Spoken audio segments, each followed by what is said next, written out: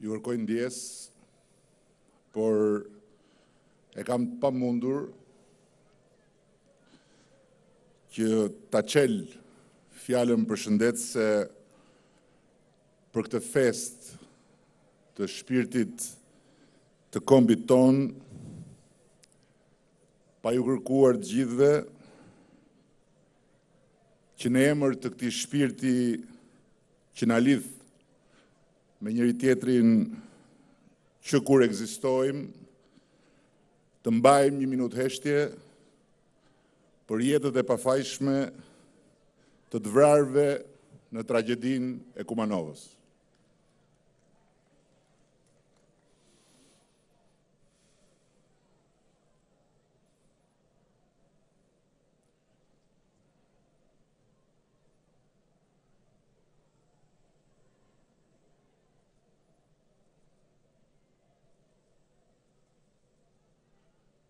Faleminderit, me mirënjohje.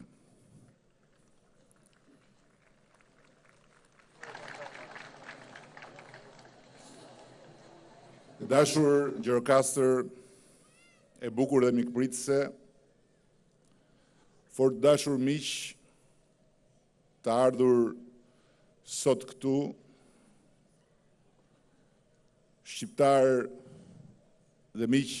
të Shqipërisë, për shumë ditë dhe net me radhë në këtë skenë do të rrahë zemra e madhe e kombit, do të derdhet shpirti i tij i thellë, do të shpaloset mendja e tij e lartë. Me mira njerëz kanë zbritur në djepin e gurtë të Shqipërisë dhe me qindra mira të tjerë janë ulur përpara ekraneve për të soditur madhështinë e monumentit madh shpirtëror mbarkombëtar, folklorit ton.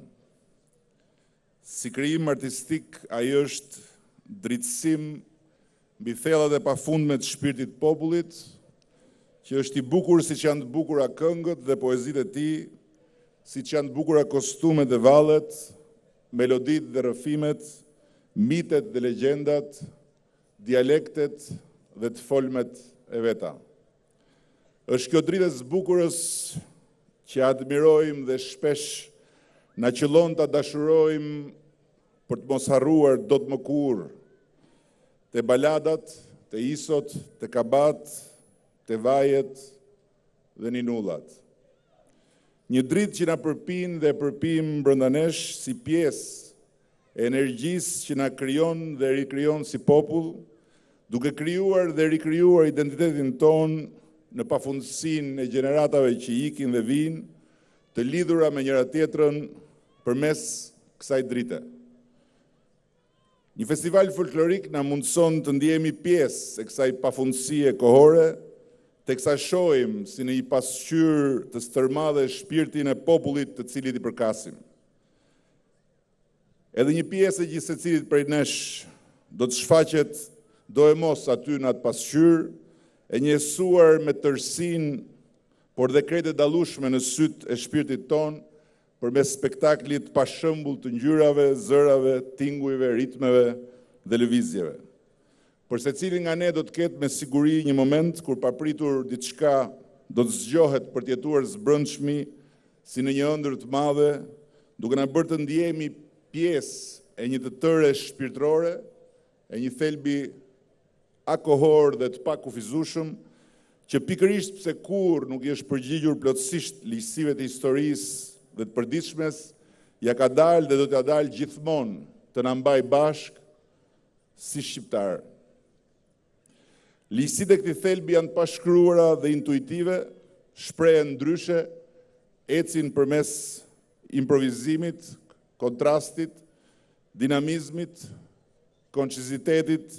dhe ndërtojnë vijimësisht një kulturë sa komplekse të larmishme, aq unitare dhe identitare për nga natyra e saj. Prej këtij thelbi u ngjizën dhe këtij thelbi i mbetën të devotshëm rilindasit tanë të mëdhenj, që e ndjenë se gjithçka që do t'u fliste dhe do t'u këndonte shqiptarëve, ishte brendësuar te folklori i tyre i trashëguar me fanatizëm me përkushtim njerëzor dhe me një zell artistik të përcjell brez pas brezi. Ashtu siç u kishte trashëguar tokën bijve të vet, kombi u kishte mëkuar dhe kujtesën e tij, jo vetëm përmes datash dhe dokumentash që i flasin mendjes, por për së pari përmes ligjërimesh, tingujsh, formash dhe ngjyrash që i bëjnë yzmet jetës shpirtit, kujtesë urtësie, mençurie dhe mbi të gjitha kujtesë gjenetikisht estetike. I qëndësishëm dhe i përkor, mbi zotrimi i bukurive të shpirtit në folklor u bë për rilindasit fytyra e re shpirtërore e kombit, modeli estetik dhe konceptual mbi të cilin veprat e tyre madhore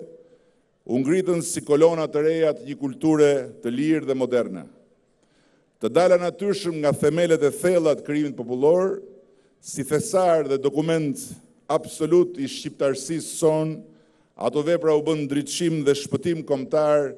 në kohë të zymta ster për shqiptarët. Ndaj, është e pamundur të mos përmendim sot me nderim dhe në këtë skenë emrat e mbledhësve të palodhur të folklorit, që nga sprova e parë e Frank Bardhit në 1635 dhe bleda shqiptare e Thimi Mitkos, te Spiro Dine dhe Stavro Frashëri, te Palok Kurti dhe Gjon Kujxhia, te Thomanasi e Kristo Kono, Vinces Prenushi e Shtjefën Gjeçovi. Sikundërse është e pamundur të mos përmendet sot emri i një derade dhe Naim Frashëri, Zev Skiroi e Gjergj Fishte, Ernest Koliqi e Mitrush Kuteli, Lazgush Poradeqi e Musine Kokalari, bia e mençur e këtij qyteti, Ali Aslani dhe Çajupi, njerëz të ndritur kësaj toke që ditën na e përcjellin për merak atë mrekullim shpirtëror dhe mendor që përjetuan vetë prej magjepsjes së shumë fish të folklorit. Këtë magjepsje vetë biri më i famshëm i këtij qyteti, Ismail Kadareja, e rishkroi mjeshtrisht për të gjithë ne nga balada në balad, duke na dhënë jo vetëm neve, por dhe mbar botës mundësinë e rezonancës estetike me madhështinë dhe bërgjësinë tragjike të fateve njerëzore që Kadareja zbuloi në labirinthet e pafundme të folklorit ton. Shumë nga këto vepra të Kadares, në zemrën e cilave pulson teksti dhe kënga e përsosur folklorike, janë sot pjesë e trashëgimisë letrare botërore, ashtu siç ky qytet i jashtëzakonshëm për nga arkitektura, jeta dhe zemra e vet, është trashëgimi botërore e shpallur dhe përkujdesur nga UNESCO. Kjo skenë, ky festival me emrin e bukur Argjirofest On, është sot për ne një trashëgimi që shpaloset po mbi një trashëgimi. Është festa jonë e bukur dhe e madhe e bukurës mbar shqiptare, me grupe që vinë nga çdo trevë dhe hapësirë ku këndohet shqip, jo vetëm nga Shqipëria e Kosova, Malizi e Maqedonia, por edhe Arvanitas e Arbresh, edhe shqiptarë të Turqisë e shqiptarë të Zvicrës, sepse e tillë është harta e madhe e shpirtit të këtij kombit vogël që diti të jetojë me këngën dhe gjuhën e vet, përtej çdo hartografie historike dhe politike. Kangë e gjeta e kangë e këndova, thot vargu i kangëve të kreshnikëve. Dhe kështu do ndodh vërtet në këtë skenë dhe në këtë qytet, teksa artistët tanë më të mirë popullor do të përcjellin përmes shpirtrave dhe trupave të tyre pikërisht atë çka kanë trashëguar më të mirë dhe më të qëndësishme nga vija e dritës që i lidh me etrit e me etrit e etërve të etërve me radh lart në histori për t'ju përcjell bijve e bijve të bijve më tutje në rrugën drejt ardhmes. Dhe do t'na befasojnë sot siç na kanë befasuar dikur të parët e tyre, siç i kanë befasuar dikur të parët e tyre, udhëtar, diplomatë, studius të huaj që nuk rreshtën së dëshmuari admirimin e thellë që ndjen për larmin dhe veçantinë mahnitëse të veshjeve popullore të shqiptarëve. Që nga xhubleta ilirike te fustanella e bardh dikur mbar arbrore, që nga kostumi që disur i lunxherisë të tirqet burrore të malësisë, për plastikën maramense dhe impulsive të vallëve tona epike dhe elegancën, për korjen dhe fisnikërinë e atyre lirike, për mjeshtrinë e lartë të lojës e dijes muzikore dhe harmoninë e rrallë me zërave e timbrave. Larmia cilësisht e dallueshme e këtij folklori përbën një tipar të rrallë, që vërteton jo vetëm rrethanat që e krijuan,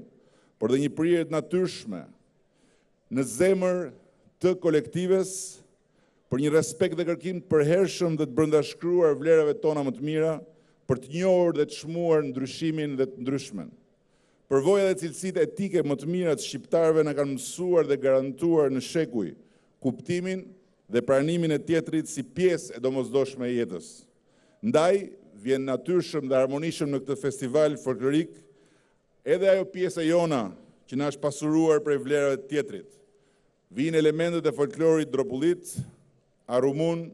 goran, maqedonas, egjiptian dhe rom, me këngët, vallet, meloditë dhe kostumet e tyre, në festivalin e tyre, me pasurinë e çmuar pa të cilën ne nuk jemi dhe nuk mund ndjehemi të plot. Teksa barti me vete këtë trajt të hishme dhe të trashëguar diversiteti, ndjehemi po aq modern sa çdo europian sot. Ky shkëmbim mes popujsh dhe bashkësish, kulturash dhe traditash është fytyra e vërtet e Ballkanit. Askund më tepër se këtu, historia e përbashkët dhe bashkëjetesa e gjatë nuk kanë ngdhëndur tipare antropomorfike, psikologjike dhe komunikuese të ngjashme. Kemi shkëmbyer mes dashurisë dhe urrëties, ashtu siç dim vetëm ne, lëndë gjuhësore e kulturore, legjenda e balada, përfytyrime e mite, të cilat kanë rrugtuar së bashku me popujt e Ballkanit për të mbritur sot, përmes vitalitetit të skajshëm që na karakterizon, po së bashku në një nga shprehjet më interesante të identitetit ton ballkanik. Nga thellësia e shkuar son të lashtë, aty ku zufill vetë emri Europë, visari i çmuar i folklorit mbar ballkanik, na jep krenarin të pohojmë, po, unë jam ballkanas, ashtu siç jam shqiptar, ashtu siç është një grek, një turk dhe malazez, ashtu siç jemi bashkarisht europian dhe qytetar të botës. Qytetarët një bote që ecën për ditë më shpejt, ndoshta edhe me një nxitim të madh, por një bote që bëhet gjithashtu për ditë më ndërgjegjshme për rëndësinë dhe vlerat e pamohueshme të trashëgimisë kulturore jo materiale të njerëzimit. Vlerat e identitare të folklorit, roli i tij në historinë e kombeve, por edhe në bashkëkohësinë tonë, ekzistenca e tij si një kulturë e gjallë, me fuqinë e traditës, por dhe me brishësinë e tejskajshme të trajtave të veta, i kanë shtyrë institucionet mbar botërore të përkujdesen për të me një përkushtim të veçantë. Butrinti, Gjirokastra dhe Berati janë pjesë e trashëgimisë UNESCO-s përmes historisë dhe arkitekturës tyre unike, ndërsa ISO polifonia jon e mrekullueshme është përzgjedhur një zëri si një ndër 50 trajtat më tërheqëse jo materiale në trashëgiminë shpirtërore të popujve të botës. E kush nuk u mrekullua kur dëgjoi një polifoni labe apo gjirokastrite? Kush nuk u drithërua nga janinës që pan syt dhe nuk u magjeps nga harmonia tronditëse e këngës të rapi në mashkullor? Performanca e mistershme e grupeve tona polifonike është e denjë për çdo skenë botërore. Dhe suksesi në tilla skena asnjëherë nuk u ka munguar. Por në këtë festival, në Art Gjirofest On 2015, diçka e përkundërt do të ndodhë. Artistë relativisht të rinj dhe të mirënjohur në skenat botërore do të ngjiten në këtë skenë për ta bërë talentin dhe performancën e tyre artistike pjesë të pasurisë folklorike. Dhe bëjnë me nderime për ulësi, ashtu siç e bën artistët dhe artistet e nderuara të botës sonë muzikore, Tefta Tashko dhe Marie Kraja, dhe më vonë Mentor Xhemali,